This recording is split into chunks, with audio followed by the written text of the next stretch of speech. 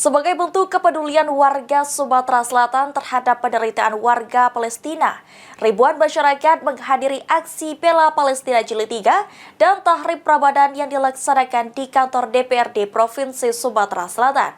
Dalam aksi ini, donasi yang terkumpul mencapai 1,3 miliar rupiah. Allahu Akbar.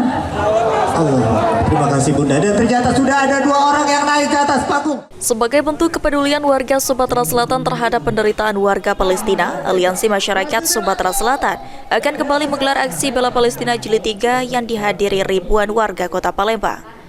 Perwakilan panitia sekaligus anggota DPRD Kota Palembang, Mas Agus Saiful Padli mengatakan, aksi ini sebagai simbol solidaritas dari warga Sumatera Selatan untuk Palestina.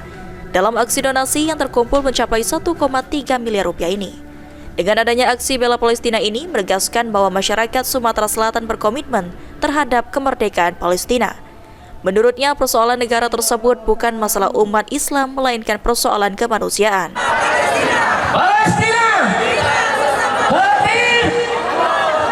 Dukungan konstitusi Republik Indonesia terhadap kemerdekaan Palestina.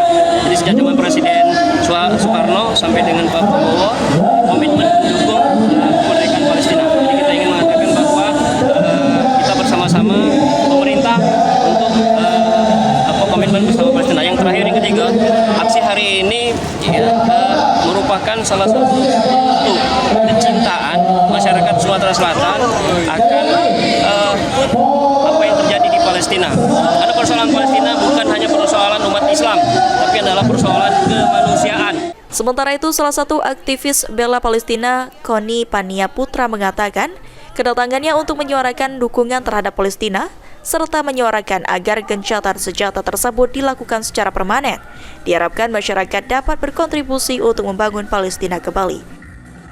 Terus menyuarakan dukungan terhadap saudara-saudara kita di Palestina tentunya, walaupun kita tahu ya di Palestina khususnya di Gaza dan sekitarnya sekarang sudah terjadi gencatan senjata.